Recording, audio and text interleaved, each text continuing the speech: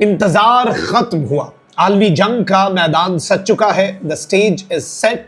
एक जानिब ईरान और बरतानिया के दरमियान जंग के बादल मंडला रहे हैं, तो वहीं दूसरी जानिब रूस ने ईरान के अमरीकी सिफारत खाने और CIA के मराकज पर हमलों में रूस ने ईरान की मदद की। अमरीकी और बरतानी मीडिया इस वक्त क्या रिपोर्ट कर रहा है? एक जानिब तो अब इस जंग में अमरीका और वेस्ट यूक्रेन मामले के बाद रूस को भी धकेलेंगे, तो वहीं दूसरी जानिब बरतानिया और ईरान के दरमियान भी तनाजा शिद्दत इख्तियार कर चुका है।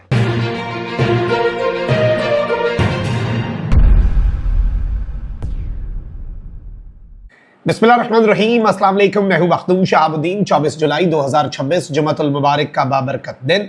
नाज़रीन इकराम, कुछ इंतहाई आम तरीन अपडेट्स हैं जो आपके सामने रखनी है। सूरत हाल तेजी से तब्दील हो रही है। वी ऑल नो के किसी भी लम्हे कुछ भी हो सकता है। अमेरिका की तरफ से बड़े हमले ईरान पर और ट्रंप की धमकियां, ट्रंप की स्टेटमेंट्स और इन स्टेटमेंट्स की जो इम्पोर्टेंस है वो तो अपनी जगह, लेकिन ईरान का ना झुकने का ऐलान और ईरान का ये कहना कि अमेरिका की सीज फायर की दरखास्तों को हम जूते की नोक पर रखते हैं।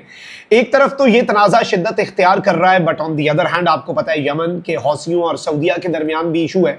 अब उस इशू में चाइना एक बड़ा कलीदी किरदार अदा कर रहा है और पॉजिटिवली चीज़ों को हल करने की तरफ चाइना जो है वो बढ़ रहा है। पाकिस्तान भी डी एस्केलेशन की कोशिश कर रहा है। लेकिन इस सब में एक जानिब तो बरतानिया के अड्डे चूंकि ईरान के खिलाफ इस्तेमाल हुए, बरतानिया वाले मामले पे भी कुछ अपडेट्स हैं और रशिया वाले मामले पर अमरीकी और बरतानवी मीडिया क्या रिपोर्ट कर रहे हैं। और वैसे ही पूरा यूरोप और वेस्ट जो है वो रूस यूक्रेन जंग के मामले में रूस से अच्छा खासा खौफ है। तो क्या अब रूस को इस जंग की भी सजा दी जाएगी, ईरान जंग की? और पहला शिकार क्या व्लादिमीर पुतिन होगा और बाद में शी जिनपिंग की तरफ वेस्ट बढ़ेगा? ये समझना भी जरूरी है। एनालाइज कर लेते हैं तमाम तरह डेवलपमेंट्स को, लेकिन उससे पहले अगर अभी तक आपने इस वीडियो को लाइक नहीं किया, लाइक जरूर कर दें। कमेंट सेक्शन में राय का इजहार भी कीजिएगा और पाकिस्तान जिंदाबाद का जो नारा है ये आपने कमेंट सेक्शन में जरूर लिखना है। नाज़रीन इकराम, सबसे पहले तो मैं आपको ये बता दूं कि ईरान जो है उस पर अमेरिका ने कुछ हमले किए और ईरान ने भी लगातार अमेरिका के बेसिस को हिट करने का सिलसिला जो है वो जारी रखा हुआ है। और ईरान ने वेब कैम फुटेजेस जो हैं वो जारी किए हैं जहां पर अमेरिका का US जो हिमार्स सिस्टम है कुवैत के नॉर्थ में, उसको तबाह करने का ईरान ने क्लेम किया है। मुतअद्दिद अमेरिका के बेसिस जो हैं उनको ईरान की तरफ से हिट करने का क्लेम आया है। वहीं दूसरी तरफ जो यूके वाला मामला है, क्योंकि B-1 बॉम्बर्स जो पिछले दिनों हमने रिपोर्ट भी किया कि B-1 बॉम्बर्स जो हैं वो रॉयल एयरफोर्स फेयरफोर्ड यूके का जो बेस है वहां से उन्होंने परवाज भरी और ईरान पर उन्होंने हमले किए। और ये इस पूरे तनाज़े में हालिया जो कॉन्फ्लिक्ट है या वेव है, इसमें यह पहली मरतबा है कि अमेरिका ने अपने स्टेल्थ स्ट्रेटेजिक बॉम्बर्स यूज किए हैं। अमेरिका की इन्वेंट्री में 3 तरह के बॉम्बर्स हैं, B-1, B-2 और B-52।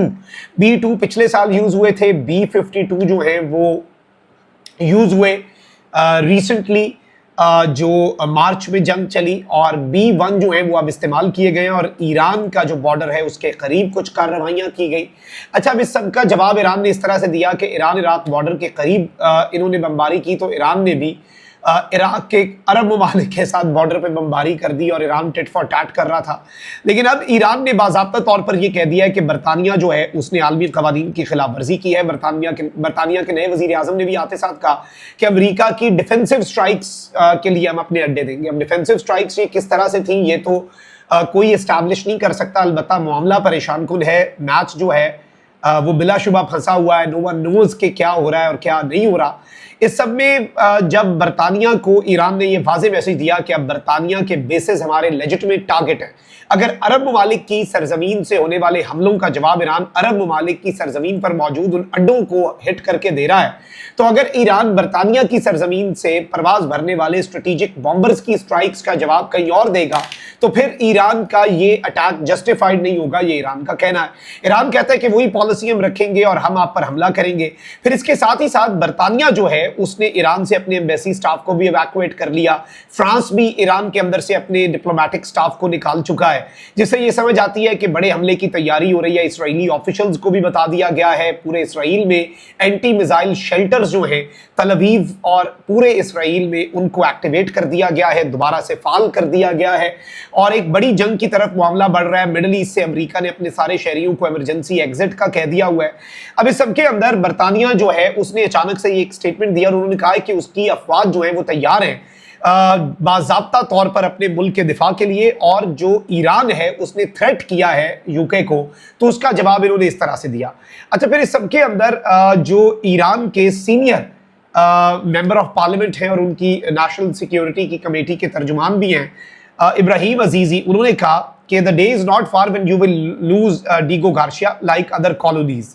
आप जो अपनी बाकी कॉलोनीज हैं उन्हें उनसे भी हाथ कमाएंगे, और आप जो है अब जिस तरफ को जा रहे हैं, और एक बड़ी वाज़ेह अंदाज में धमकी दी और कहा कि अपने बॉर्डर्स जो हैं उनकी फ्रेजिलिटी को यूके रिकग्नाइज करे कि वो कितने कमज़ोर हैं, और ईरान की कैपेबिलिटीज़ को अंडरस्टैंड करे, ईरान की सलाहियतों को बरतानिया समझे।